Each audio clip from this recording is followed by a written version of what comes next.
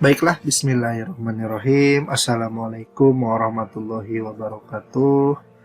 Alhamdulillahirabbil alamin. Hari ini kita kembali ya setelah kita libur belajar ya dari bulan puasa dan Ramadan kemarin yang kita isi dengan kegiatan amaliyah Ramadan, kemudian hari raya Idul Fitri.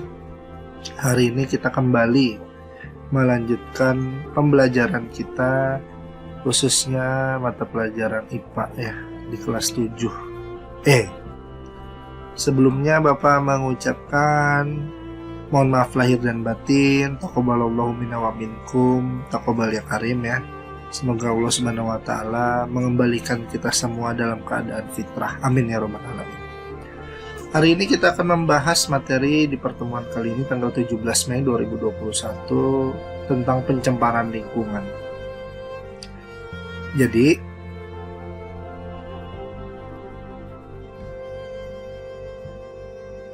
pencemaran lingkungan itu adalah dimasukkannya makhluk hidup, zat energi dan atau komponen lain ke dalam lingkungan, atau berubahnya tatanan lingkungan oleh kegiatan manusia, sehingga kualitas lingkungan itu bisa menurun sampai ke tingkat tertentu, bahkan tingkat paling buruk ya, sehingga menyebabkan lingkungan itu menjadi kurang atau tidak dapat berfungsi lagi sesuai dengan peruntukannya. Jadi begini, misalnya di suatu lingkungan itu kan awalnya bersih. Anggap saja misalnya kita punya kolam ikan ya, itu kita jaga kebersihannya. Nah, suatu saat itu ada dimasukkan makhluk hidup, zat energi atau komponen lain ke dalam kolam yang kita punya itu, sehingga kolam itu menjadi rusak.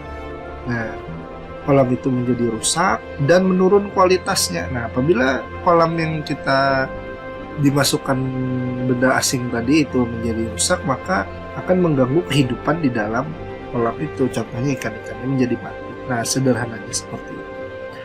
Nah, kemudian menurunnya kualitas lingkungan terlihat dari melemahnya fungsi atau menjadi kurang dan tidak sesuai lagi dengan kegunaannya. Contohnya misalnya berkurangnya pertumbuhan serta menurunnya kemampuan reproduksi, yang akhirnya nanti itu akan mengalami terjadinya kematian pada organisme hidup dalam lingkungan tersebut. Itu tadi ya, jadi berkaitan. Apabila ada benda asing masuk ke suatu lingkungan, dia akan memperburuk lingkungannya, kemudian akan menurunkan kualitas hingga menyebabkan kematian pada suatu organisme. Nah, itu bahayanya pencemaran itu dalam kolam. Kalau dalam lingkungan, kalau dalam skup lebih besar lagi dalam kehidupan kita, lebih berbahaya. Kita lanjut ya. Jadi sesuatu yang menyebabkan adanya polusi atau pencemaran itu disebut sebagai polutan. Nah, jadi makhluk hidup kah, zat energi kah, atau komponen lain yang dimasukkan dalam lingkungan asing yang menyebabkan perubahan tatanan lingkungan menjadi buruk, itu disebut dengan polutan. Jadi yang menyebabkan pencemaran lingkungan adalah polutan ya. Jadi syarat-syarat suatu zat disebut polutan itu, nah ada syaratnya. Jadi nggak semua bahan yang dimasukkan ke suatu lingkungan itu menyebabkan pencemaran ya, enggak. Jadi ada syarat-syaratnya. Syarat-syarat benda itu disebut sebagai polutan itu adalah bila keberadaannya dapat menyebabkan kerugian terhadap makhluk hidup karena jumlahnya melebihi batas normal, kemudian berada pada waktu yang tidak tepat dan di tempat yang tidak tepat juga. Akibatnya akan terjadi kerusakan lingkungan yang mengganggu dan merugikan makhluk hidup. Nah, itu. Jadi apabila suatu benda atau polutan ini dia masuk ke dalam lingkungan sebuah makhluk hidup ya, dia dengan jumlah yang melebihi batas normal, kan kita memiliki batas normal, kemudian waktunya nggak tepat, tempatnya juga nggak tepat, itu juga disebut sebagai polutan yang akan mengakibatkan penurunan kualitas sehingga merugikan makhluk hidup. Nah, dalam undang-undang juga itu sudah diatur pada pasal nomor 4 tahun 1982 yang berbunyi bahwa pencemaran lingkungan itu didefinisikan sebagai masuk atau dimasukkannya makhluk hidup, secara sengaja atau secara tidak sengaja, masuk atau dimasukkannya makhluk hidup zat energi dan atau komponen lain ke dalam lingkungan, sehingga berubahnya tatanan lingkungan oleh kegiatan manusia atau proses alam, sehingga kualitas lingkungan turun sampai ke tingkat tertentu, yang menyebabkan lingkungan menjadi kurang atau tidak dapat berfungsi lagi sesuai peruntukannya. Itu. Nah, sedikit kita bahas firman Allah dalam Quran surat Ar-Rum ayat 41. Auzubillahi minasyaitonirrajim. Bismillahirrahmanirrahim. Zaharul fasadu fil barri wal bahri bima kasabta aydil nasi liyudhiyakuhum ba'dallazi amilu la'allahum yarji'un. Yang artinya itu adalah telah nampak kerusakan di darat dan di laut yang disebabkan karena perbuatan tangan manusia. Jadi supaya Allah merasakan kepada mereka sebagian dari akibat perbuatan mereka agar mereka kembali ke jalan yang benar.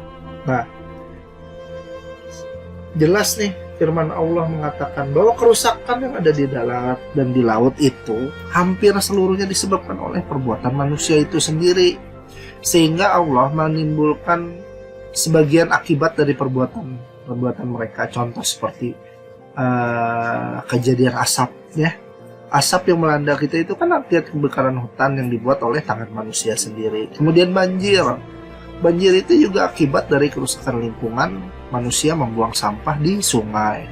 Apalagi kira-kira asap, kemudian banjir. Ada satu lagi, tanah longsor. Tanah longsor itu sama, itu karena manusia menebang pohon secara brutal, tidak memikirkan aspek lingkungan, sehingga pohon ditebang, kemudian tidak ada lagi yang menyangga tanah-tanah hingga terjadinya longsor. Semua kerusakan itu telah nampak karena dibuat oleh manusia. Mudah-mudahan kita dijauhkan atas sifat kerusakan ya. Kita selalu berusaha menjaga alam dan menjaga hubungan baik terhadap alam. Kita lanjutkan. Sumber pencemaran. Nah, jadi sumber pencemaran itu pada kehidupan sehari-hari kita itu ada sampah dan limbah. Keduanya merupakan sisa dari segala sesuatu yang kita buat, kita gunakan dan kita buang.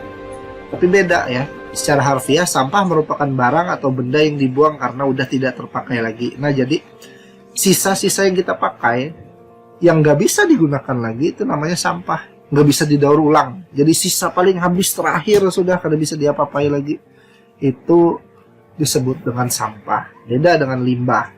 Kalau limbah itu merupakan sisa proses produksi barang atau benda yang dilakukan oleh manusia. Nah, limbah ini masih bisa digunakan lagi, namanya didaur ulang. Banyak produk-produk hasil daur ulang. Yang paling beken sekarang itu adalah jersey pemain bola itu, pemain bola top Eropa, dunia ya. Itu jersinya dibuat dari hasil limbah botol-botol plastik. Nah, itu yang perlu kalian tahu. Lanjut. Nah, jadi dari kedua itu sehingga dapat disimpulkan bahwa sampah maupun limbah merupakan sumber pencemaran jika tidak ditangani dengan baik. Ya. Itu. Kita masuk ke jenis-jenis limbah. Jenis-jenis limbah ini terbagi menjadi 3 ya, ada limbah padat, limbah cair, dan limbah gas. Kita bahas satu-satu. Limbah padat ini merupakan limbah yang berbentuk padatan. Ada yang bisa terurai dengan sendirinya, ada pula yang tidak bisa terurai, organik dan anorganik. Ya. Yang organik itu kayak daun, batang pohon, dan bahan makanan, sayur, buah, dan sebagainya itu bisa terurai dengan sendirinya oleh tanah. Beda dengan yang anorganik kayak plastik, besi, kaca, logam itu nggak bakal bisa. Plastik itu ratusan tahun baru bisa hancur. Jadi makanya ada gerakan yang mengurangi penggunaan plastik.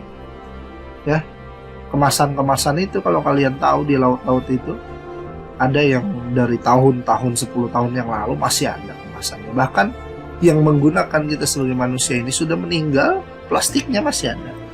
Itu luar biasanya kuatnya plastik. Sangat mencemarkan lingkungan. Kemudian limbah cair, yang merupakan limbah berbentuk cairan yang sangat riskan mencemari lingkungan, seperti air sabun, ya, polutan,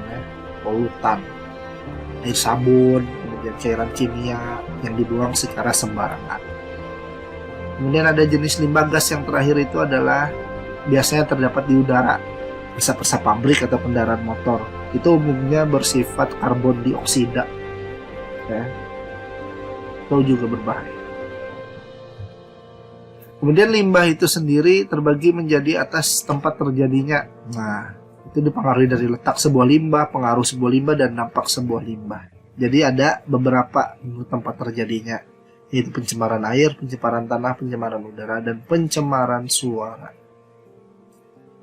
Oke, kita bahas pencemaran air dulu. Nah, bisa kalian lihat ya, bisa kalian bayangkan ini sungai udah penuh sampah, ini udah penuh pabrik-pabrik itu, Masya Allah ya.